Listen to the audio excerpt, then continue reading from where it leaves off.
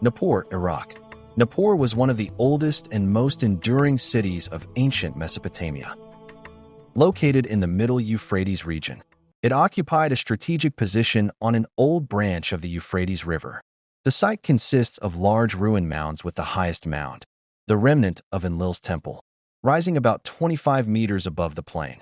Throughout ancient history, Nippur was esteemed as the special seat of worship of Enlil. Kings and peoples across Sumer and Akkad regarded control of Nippur and its great shrine as crucial, a source of divine legitimacy and cultural prestige. In short, ancient Nippur was to Mesopotamia what Jerusalem or Mecca would become in later millennia, a sacred city and intellectual center whose legacy profoundly shaped civilization. So Enlil, later revered as the chief deity of the Sumerian pantheon and associated with the Great Flood myth, was closely linked to Nippur. Yet the city's origins predate his cult by millennia, emerging as a sacred settlement during the Ubaid-period around 4500 BC. Before continuing through time, one detail may stand out: the modern-looking rectangular structure atop the ziggurat platform. While some uncertainty remains, it was most likely constructed in 1896 during the University of Pennsylvania's excavations. It functioned as a field station and observation post for overseeing archaeological work. To understand the sacred prominence of Nippur, we must trace its development over time. What follows is a brief chronological overview of the city's long history. From the Sumerian and Akkadian ages, the Kassite revival into its final phases under the Assyrians, Parthians, and early Islamic rule. Following the earlier Ubaid and Uruk periods during which Nippur emerged as a sacred settlement, the city rose to broader prominence in the early Dynastic period. Nippur rises as the religious heart of Sumer. Enlil's cult is firmly established. Rulers build at Nippur. No independent kings ruled the city, but regional rulers sought legitimacy through its sanctuaries.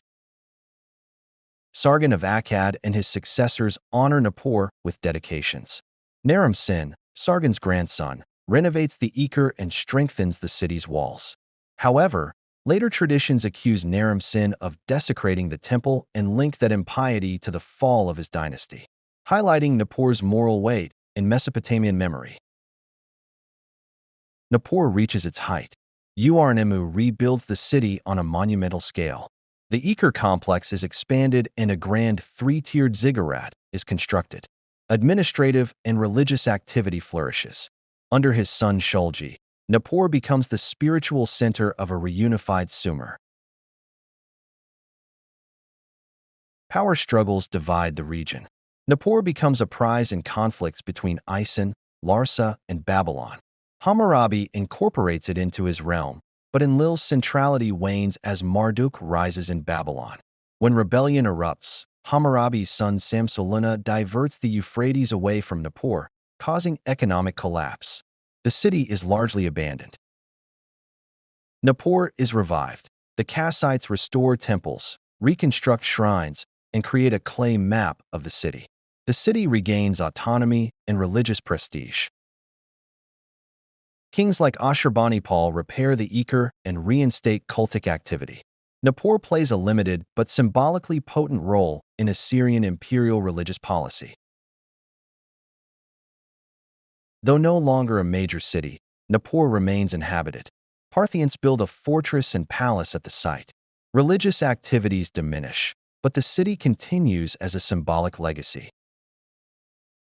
Briefly re-inhabited before being abandoned around 800, Nippur becomes a preserved ruin, its long religious past remembered through archaeological traces. Even after the gods fell silent and the ziggurat crumbled, Nippur's name endured.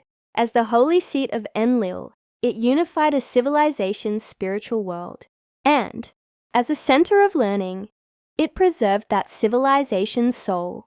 Its temples, texts, and sacred architecture have given modern scholarship a foundational understanding of Sumerian and Babylonian culture. Nippur's long history of resilience speaks to the deep human need to remain connected to a sacred past.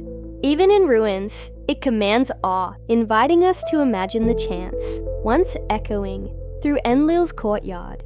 and the footsteps of pilgrims who for millennia journeyed to this eternal bond of heaven and earth.